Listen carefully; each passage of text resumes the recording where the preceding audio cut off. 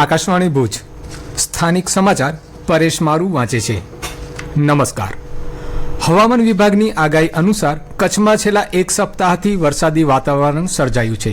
આજે પૂર્વ અને પશ્ચિમ કચ્છના મોટાભાગના તાલુકા અને ગ્રામ્ય વિસ્તારોમાં વરસાદ નોંધાયો છે।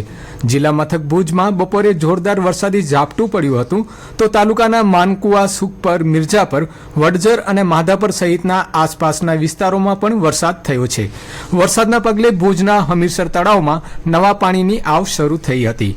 મુન્દ્રા તાલુકાના દેશલપર, કંઠી, ગુંદાલા, ભુજપુર અને નાની ખાખર વિસ્તારમાં વરસાદ વરસ્યો છે। અબડાસા તાલુકામાં અરજણપર, ગઢવાડા, વમોટી, નાની, મોથાડા સહિતના વિસ્તારોમાં ક્યાંક ઝાપટા તો ક્યાંક ઝરમર વરસાદ પડ્યાના અહેવાલ મળી રહ્યા છે। ડુમરાના અમારા શ્રોતા મિત્ર જયેશભાઈ ગોસ્વામીએ જણાવ્યું હતું કે અબડાસાના લઠેડી, સાંધાણ, વરંડી, નાની, મોટી, નારણપર, મંજલ અને રાયધણજરમાં સારો એવો વરસાદ પડ્યો છે।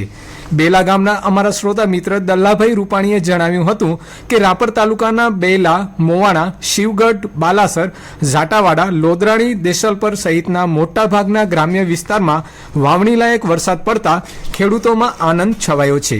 પશ્ચિમ કચ્છના નખત્રાણાના વિથોણ, નાના અંગિયા અને આજુબાજુના ગ્રામ્ય વિસ્તારમાં વરસાદ પડ્યો છે। નખત્રાણામાં વરસાદના પગલે મુખ્ય બજારોમાં જોશભેર પાણી વહી નીકળ્યા હતા તો ઉખેડા પંથકમાં ભારે વરસાદ નોંધાયો છે।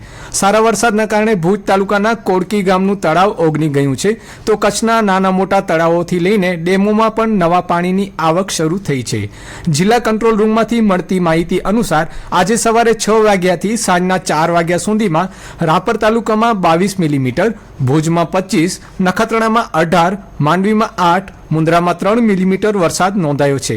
અત્યાર સુધી સિઝનનો સૌથી વધુ વરસાદ ગાંધીધામ તાલુકામાં 298 મિલીમીટર એટલે કે 11.7 ઇંચ નોંધાયો છે, જ્યારે સૌથી ઓછો અબડાસા તાલુકામાં 90 મિલીમીટર વરસાદ નોંધાયો છે।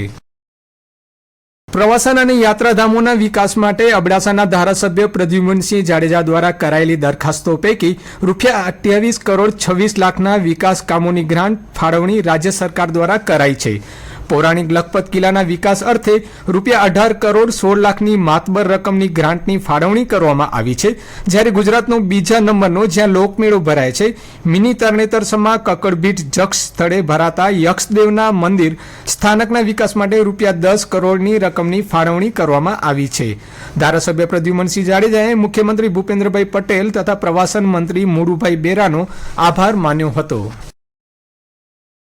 રાજ્ય સરકાર દ્વારા શિક્ષણ સહાયક ભરતી અંતર્ગત કચ્છને ફાળવાયેલા 293 ઉચ્ચ માધ્યમિક શિક્ષકને નિમણૂક પત્રો આપવાનો કાર્યક્રમ સાંસદ વિનોદ ચાવડા અને ધારાસભ્ય કેશુભાઈ પટેલના અધ્યક્ષસ્થાને ગઈકાલે ભુજની ઓલ્ફેડ હાઈસ્કૂલ ખાતે યોજાયો હતો। ભુજ તાલુકામાં 49, અંજારમાં 47, અબડાસામાં 13, ભચાઉમાં 20, ગાંધીધામમાં 12, લખપતમાં 7, નખત્રાણામાં 14, માંડવીમાં 18, મુન્દ્રામાં 29 અને રાપર તાલુકામાં 33 શિક્ષક હાજર થયા છે। દરમિયાન કચ્છમાં વિશેષ ભરતીમાં ફાળવાયેલા 4100 શિક્ષક પૈકી 2500ની પ્રક્રિયા ચાલુમાં છે, જેથી પ્રાથમિકમાં એ ઘટનો પ્રશ્ન હલ થઈ શકશે તો દિવ્યાંગો માટેની ખાસ ભરતીમાં પણ 21 શિક્ષકની ફાળવણી કરવામાં આવી છે।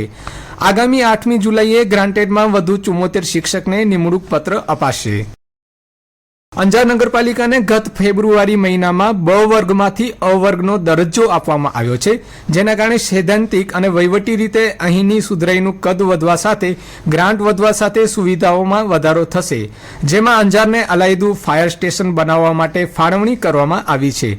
નગરપાલિકાના પ્રમુખ વૈભવભાઈ કોડરાણીએ જણાવ્યું હતું કે રાજ્ય સરકાર દ્વારા અગ્નિશમન દળનું સ્ટેશન ઊભું કરવા માટે જગ્યા માટે સૂચનો મંગાવવામાં આવ્યા હતા।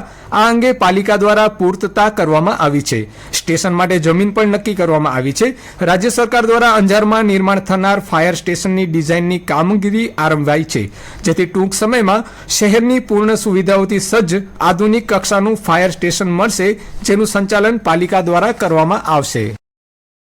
જિલ્લા વિકાસ અધિકારી ઉત્સવ ગૌતમના માર્ગદર્શન હેઠળ જૂન માસમાં મલેરિયા વિરોધી માસની ઉજવણી કરવામાં આવી હતી, જે અંતર્ગત હાઉસ ટુ હાઉસ સર્વેમાં આરોગ્ય વિભાગની 589 ટીમે 3,36,126 ઘરની મુલાકાત લીધી હતી, જેમાં 25,07,388 જેટલા પાત્રો તપાસી મચ્છર ઉત્પત્તિનો નાશ કર્યો હતો. મુખ્ય જિલ્લા આરોગ્ય અધિકારી ડોક્ટર મિતેશ પંડેરીએ માર્ગદર્શન આપતા જણાવ્યું હતું કે મેલેરિયા, ડેન્ગ્યુ અને ચિકનગુનિયા ફેલાવતા મચ્છર ખુલ્લા અને બંધિયાર સ્વચ્છ પાણીમાં ઈંડા મૂકે છે. તેથી આ બાબતને ટાળવા ઘરમાં અને ઘરની આસપાસ પાણી ભરાય નહીં તેની કાળજી લેવી જોઈએ. નોંધનીય છે કે આરોગ્ય વિભાગ દ્વારા મચ્છરની ઉત્પત્તિ અટકાવવા અગમચેતીના ભાગરૂપે દર વર્ષે જૂન માસ મલેરિયા વિરોધી માસ અને જુલાઈ માસ ડેન્ગ્યુ વિરોધી માસ તરીકે ઉજવવામાં આવે છે. અને આ સાથે સમાચાર બુલેટિન પૂરું થયું. નમસ્કાર.